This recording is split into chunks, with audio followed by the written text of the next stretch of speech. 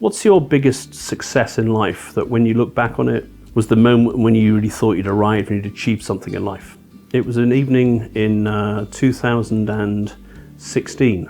I'd been living for 13 years on the island of Croatia in Jelsa. I got a very special invitation that very, very few foreigners get, I think, in life. Soon after I moved to the island, I became quite obsessed with a part of Dalmatian culture that really, really resonated with me for some reason. And there is, or there was, a place just below the mayor's office where every evening all the old men and the wise men of the town would gather and they would sit on this bench. They never had alcohol, they didn't smoke.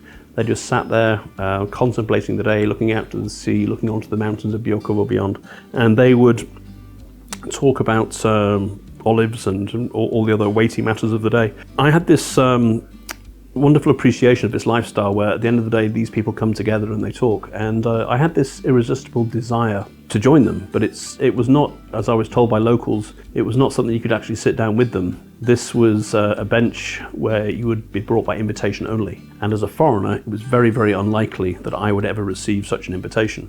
I became so fixated with it that I started blogging about it. I learned that the bench was also known as the island Wikipedia.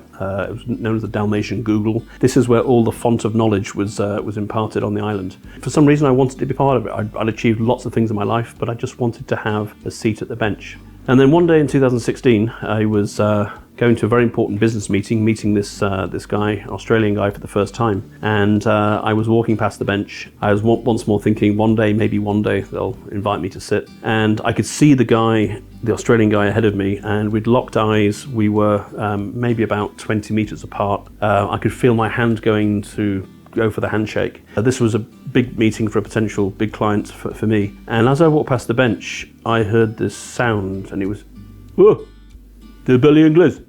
That means fat English guy. And I stopped and I looked around, and one of the guys on the bench motioned for me to sit.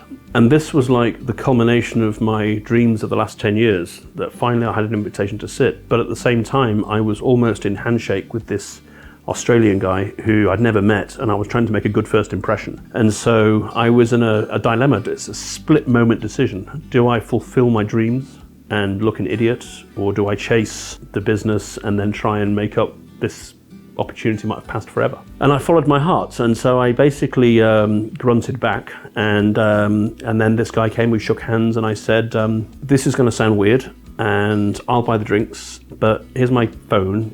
Do you mind just taking a picture of me sitting with these old guys? I'll explain everything later. He looked at me as I was pretty weird, and I did buy all the drinks. But I sat down on the bench and I had my little photo taken with the guys, and I put it on Facebook page, and I said, after only 13 years, I have got my lifelong dream of sitting on the bench. And it was my most liked Facebook photo of the year, and the number of people who were absolutely astonished that I'd managed to get that invitation in just 13 years was incredible. And then the bench became for me like part of my life. I didn't sit there that often, but I was talking about it, and then I was writing about it, and I started this concept called bench tourism. So every time I went around different places, I would take photographs of benches and celebrate the Dalmatian bench lifestyle. It became a thing, and we had influencers were coming to Jelsa, and they were sitting on the bench, and they were taking selfies and posting on their Facebook pages about they've been sitting on the famous Jelsa bench. There was a girl from Sydney, Australia, who was coming to Imotski, and she actually took the ferry to Starigrad and then the bus to Jelsa just to sit and have a coffee, and then to sit and have a photo on the bench with me. So it became really quite an iconic thing. And then one day,